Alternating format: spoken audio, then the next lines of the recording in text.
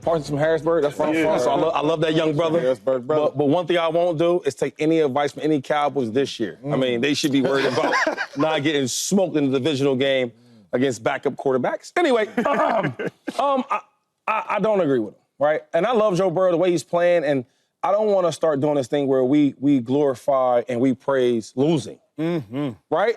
We all been on teams where we might be a superstar, we might be doing well, but then when you losing, what are we bragging about? Because if the numbers meant that much, if your year was that much as an MVP, then why your team not in the playoffs? Why you need 14 teams to lose? Only 2. So you can get in the playoffs? No. The reason why we worship and we praise all them type of quarterbacks and players that have MVP type capabilities because they have their team winning. Yeah. Saquon Barkley. This brother might get 2,100 yards, hope he do, and breaks the record that's been held for 50 years from hating Eric Dickerson, right? But we gonna talk about how the Eagles are the #1 team in their division. Yes, sir. Yeah. NFC East champs, right? 3rd seed, 2nd seed, however it plays out. We talk about Josh Allen, right? They're the 2 seed. Lamar Jackson is winning his division. So we can't praise these guys for having great stats and get an MVP for what? Your stats have to equal something. Equals a championship, playoff, something. I can't give Joe Burrow that. That's very well said. Let's not be silly. No. Can't do it. Joe Burrow should not be in the MVP race, and I cannot come up here and try to entertain that for 1 second. Now, Joe Burrow been balling. Joe Burrow a dog. Joe He Burrow is balling, though. Statistically, he is going crazy. So let this conversation be no indictment of what Joe Burrow has done this season. In case you missed it last week, I did something. MVP voters, we all got an email because they wanted to remind us of the criteria of what MVP should be awarded for. I want to remind you, in case you happened to miss last week's show, this is what the email looked like. MVP voters, if you are an MVP, that is the player who had the most valuable season. The Offensive Player of the Year award, that goes to, and Colvin, I believe we have that graphic as well, that is the offensive player that had the best all-around season. Joe Burrow, if your team is sitting here at 8-8 and potentially 9-8 at best, that is not the most valuable season. Now, as I look at other criteria, we could say that you were the offensive player that had the best all-around season. Now, you got to compete with Saquon. You got to compete with Lamar. But we could put you in contention for that. And Josh, but statistically speaking, I don't think Josh had the best all-around season. So for me, that's a different conversation. But valuable? No. We cannot disrespect the winning that has had to occur from previous MVP candidates and put Joe Burrow with his team at 8-8 at most valuable. I can't do it. Most valuable. I actually agree he should be in the MVP race, but there's just no way they should win it.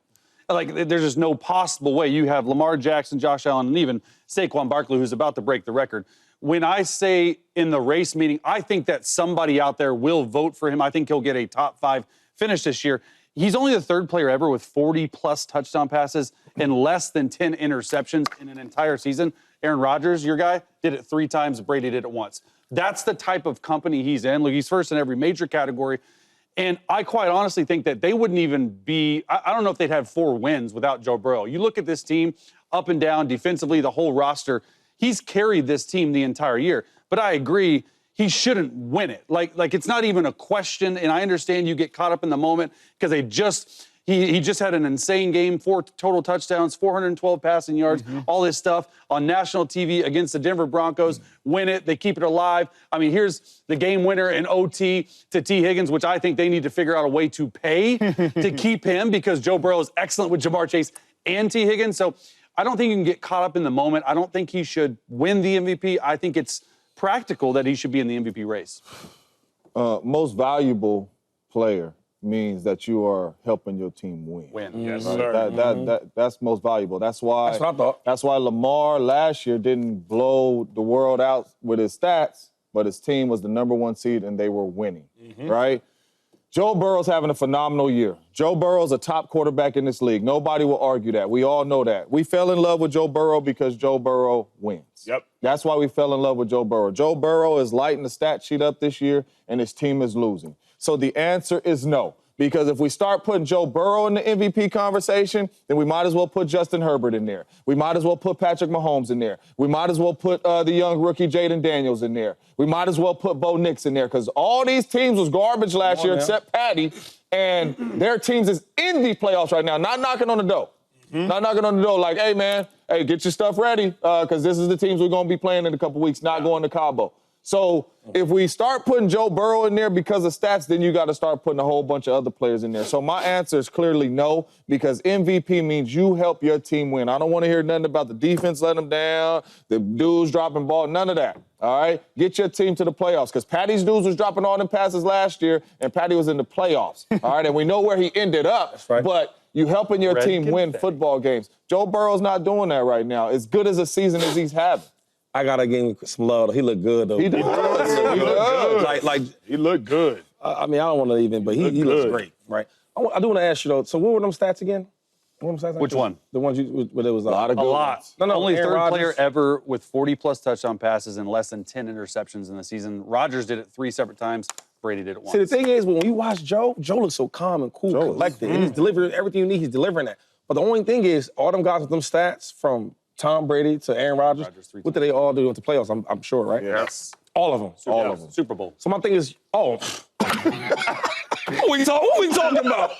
Brother having some stats for the regular season? The thing that Shady's alluded to and what James said so eloquently, and I would just want to drive this home, I don't want to hear about the excuses. Yeah. Because everybody in the NFL has them. Like, Joe Burrow's defense is not very good. Lamar's defense the first half of the season was atrocious. That's true. Joe Burrow's defense is not very good. Josh Allen's leading receiver as it pertains to touchdowns is a special teams player. Joe Burrow's defense is not very good. Who his Patrick Mahomes had on offense because everybody has been decimated due to injury. Joe Burrow's defense is not very good. Everybody has a long story. So it's not to be insensitive to the long story that Joe Burrow and his defense can tell you. It's just to acknowledge that in the NFL, everybody and their mama got an excuse. And not only that, this past weekend, that's the Joe Burrow that we used to. And I'm not talking about Always a win. Taking over games. Taking over a game and your team wins. You and T. Higgins, Jamar Chase, but with you taking over a game, that's the Joe Burrow we know. Joe. And that's the Joe Burrow that we was like, is Patty? Is it Joe? Is it Josh? Is it Lamar? And he's super, super young because of those type moments. And it's crazy when you see that game. Like, how are the Bengals 8-8? Like you have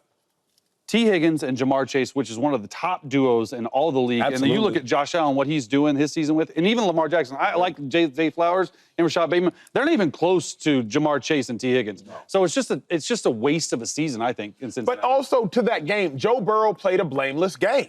Yeah. Let's not act like in some of the losses this year, it has not by any stretch of the imagination been exclusively his fault or majority his fault. But he has had blame in some of the losses. Yep. The Baltimore fumble, Ravens game, thank you, exactly And right. the fumble against KC and the Ravens. Yes, sir. So, like, this game, Joe Burrow played blameless. Above reproach, nobody could even try to say anything was his fault. He rescued that team time after time. $750,000 in incentives. Oh, he did? He did. He owes me Zach money. Ertz. Yo, you some bread? Hey, his rookie year, right? He came in there from Stanford. Where he come from? Stanford. Yeah. And I don't know what they do in Stanford, but this is the NFL, and this is my offense. And he was basically like, put me in the game, I want to get some yards. Oh, like, hold young boy. Relax. I said, now, if I let you get in here and get the ball now, you owe me some money. Quarterback's best friend. You owe me some money. How much he owe you? Like $1,000 or There you $2,000. go. Not You can place a couple bets with that. You know? You can, a couple parlays. James, we have been watching to some degree in awe at times what the Commanders have been able to do. They were left for dead, if we're being honest. They were one of the oldest rosters in football. Acquire Zach Ertz, acquire Austin Eckler, acquire Bobby Wagner. Okay, cool. That would have been a great team in 2016. It's not supposed to be a great team in 2024. Yet here they are, having clinched the playoffs already with 1 game left and a rookie at quarterback. Do you believe that NFC teams should fear the Commanders? Yeah, they should fear him. They should be scared, fear, whatever it is. Jayden Daniels and the Washington Commanders Fear. is not an easy out. Yeah. They almost averaging 30 points a game and 400 yards a game. Right? That's over the season, not just one game. That's over the season, right?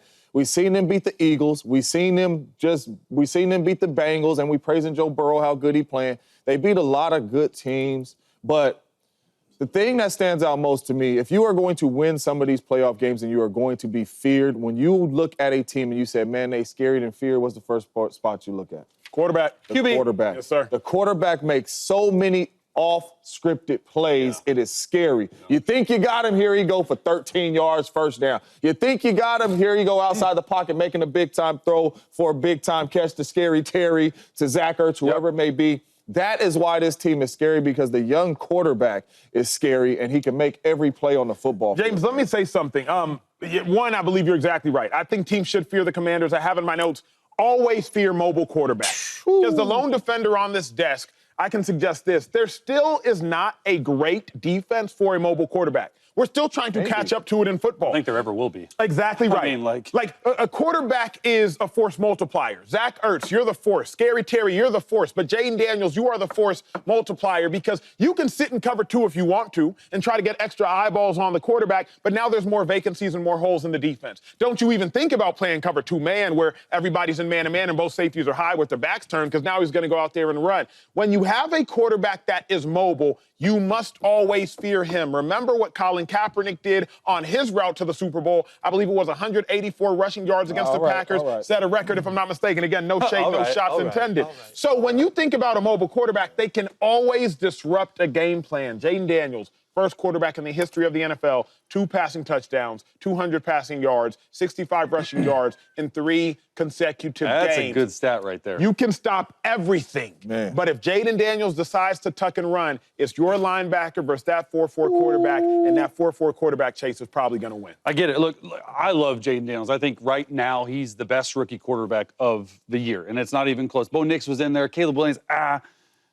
And if you look at the overtime drive, when the Commanders needed a play, Jayden Daniels had 74 out of the 75 yards on the game-winning drive and the game-winning touchdown to Zach Ertz. That's impressive, right? I actually think that Jayden Daniels, he will win Offensive Rookie of the Year. I don't think that's a question. And quite honestly, for what he's done with this organization, look, I don't think he should be in the MVP conversation. I wouldn't be surprised if he gets a vote for 6th or 7th place. That's how well he's playing. I have an issue with, can a rookie quarterback do this on the road in the playoffs? I think no. I think eventually it's going to catch up with him. I think eventually he will make a mistake. More importantly, not even Jayden. Can Jayden carry this defense? This defense is not great against the run. They're not good on 3rd down. You saw last night. I mean, look, I love Michael Penix Jr. They couldn't stop the Falcons at one point. Like, you allow the 4th and 10 touchdown to get it to OT, all this stuff. I just have a problem with going on the road and having Jayden Daniels be your end-all, be-all against a very stacked NFC roster. Like, when I think of fear, I think of you are going to win multiple playoff games. Now, I do think the future is really bright in D.C., especially because this team was built through free agency, which you said. I think they got to build some more through the draft, but they're having some receivers, young guys step up. I'm worried about their defense moving forward, so that's why I don't fear them. I don't fear him at all. I will say Jayden Daniels is a hell of a player, superstar in the making. Talk about it. If you had this question next year or the year after that, I'm gonna say hell yeah, we fear the Washington Commanders. But you asking a rookie to go out here and dominate in the playoffs, like I don't see. Okay, if I'm a D coordinator, because you all talked about how it's hard to game plan for the scrambling quarterback. I get all that because it is hard. But if I had to look at all the other quarterbacks, I mean, you got Hurts, you got Jordan Love, you got Matthew Stafford, you got the Sammy brother that you love so much, Sam Darnold. And you got Jared Goff. I mean, so you talk about fair, like, who do you want to play? When you fair somebody, you don't want to play them. If I'm a D coordinator, I'd rather play him than some of these other guys that's more experienced that are playing really well at the moment. I just think as a rookie, man, it's so hard to maintain this success. You know, it's funny, though, because early in the year, we all was loving Jayden Daniels. Oh, man, he's just not in 3rd, which he is. Yeah. And he had a period where he slowed down, right? Because that's what rookies do. And then now it's like, okay, we back on the train. But then if it happens again, we gonna say, well, he's a rookie, he's learning, next year is his year.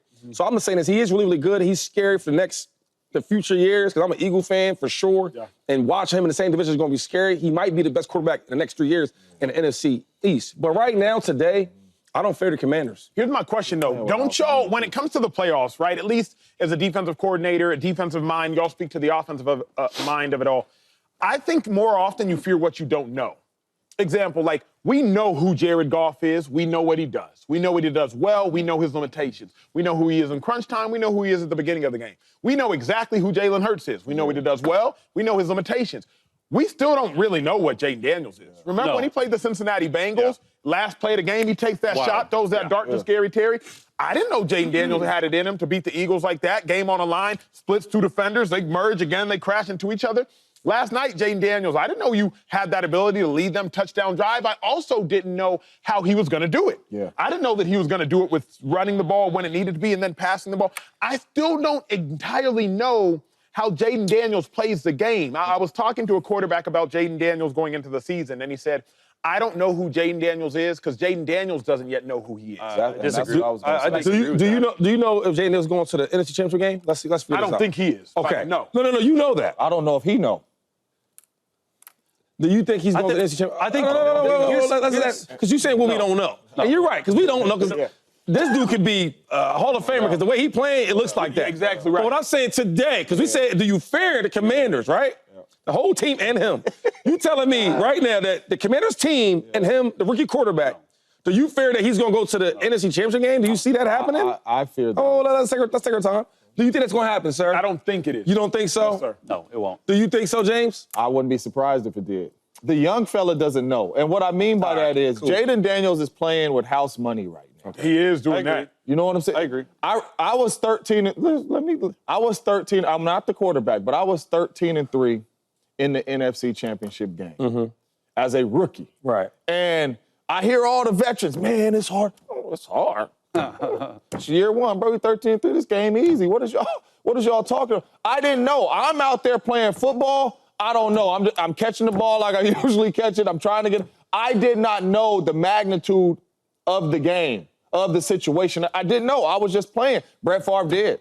Donald Driver did. They did. So they were playing a little bit tighter than me. I was playing free.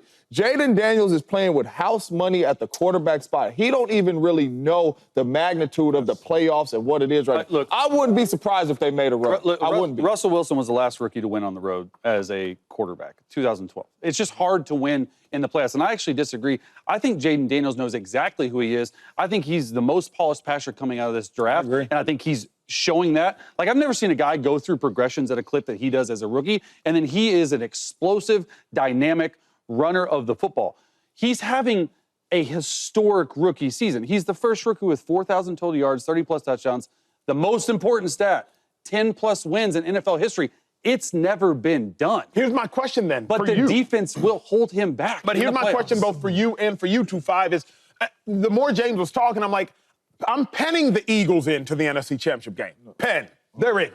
The other team is still a toss-up for me. Right now, I believe the Commanders are set to face the Rams in Los Angeles. Great matchup. That is not the most vaunted place to play, right? Great. Playing in L.A.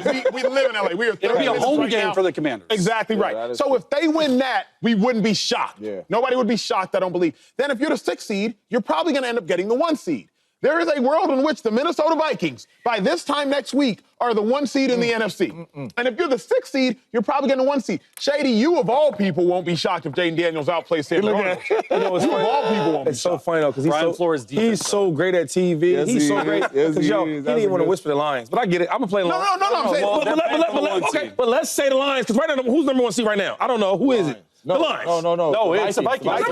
Hold on. The number 1 seed right now? The Lions play tonight. But they're about to play them, and we know how that's going to go. We don't. Why are you so sure? All I'm saying is, so hold up. So the Vikings and the Lions, can we say it's Week 18. Because Week 18 matters. So when you gave the scenario about the Vikings, right? Because Sam Darnold was like, oh my God, anybody can beat Sam Darnold because he can be back to who he is for sure. Detroit will be tough on him. But can we go to the Lions scenario? Yes, I do not think the Commanders beat the Lions. I don't believe that to be the case. But this is my thing, though. Just because Jayden Daniels doesn't go out here and beat all these top teams, he's not a bad player. He's Of course. He's a great player. Of course. And as a rookie, it's like every experience is like, oh, it's something new. Like, wow. No question. But the next year, he's going to expect to win. Because right now, he wants to win, That's gonna be obviously. different. But it's just like, Saw what happened to CJ I don't know what they expect because I'm a rookie. That's how a rookie, you just going with the flow. No question. Hey, vet, what's going on? Okay, playoffs. Okay, we're going to travel. Okay, cool. You don't really know. You don't. But the next year, he's going to be so confident because he already been through there. Oh, I've been through this already. Yeah, I lost. Cool. Now I'm winning to win. I just think that it's a year too early. That's real. Because the problem, real quick, the problem I hate when we do this with the rookie quarterbacks is like, because they're playing well and they're good, they're supposed to be this superstar. It don't work like that. Eventually, you're going to have a rookie moment. And the thing with his is like, he already showed us this. He balled out early in the year, and then he had a stall miss where he wasn't really balling, right? And whatever it is, that's football. I don't know. You can get hurt. And then Now he's back on that level. Just remember, though, because it was like this. Just remember that. All I'm saying is I think he's really, really good. He's a talented player, but he's a rookie. And another thing is, his team ain't that good like that. Did y'all watch that game? Defense not great. Whatever it is, I don't know. They just don't look that great. I ain't gonna get to every player. All I'm saying is the defense can be a lot better. Yeah. They are a good team. They're trying to get better. Yeah. I do like their first-round matchup as it stands right now. Like, I do think they can go in and they can beat the Rams. Now, the next game, you're probably playing the 1 seed because the 7 seed's not winning. Minnesota, Detroit. Okay. Ooh, we gonna get into your Packers later. You on that. You still talking? We're gonna get into your Packers. You still talking? Yeah, real quiet This guy is crazy. We're gonna get into your Packers later. What up, YouTube family? Welcome to the facility. Thanks for watching, and you better be sure to hit that subscribe button if you want to get more highlights from the show and all of our exclusive content.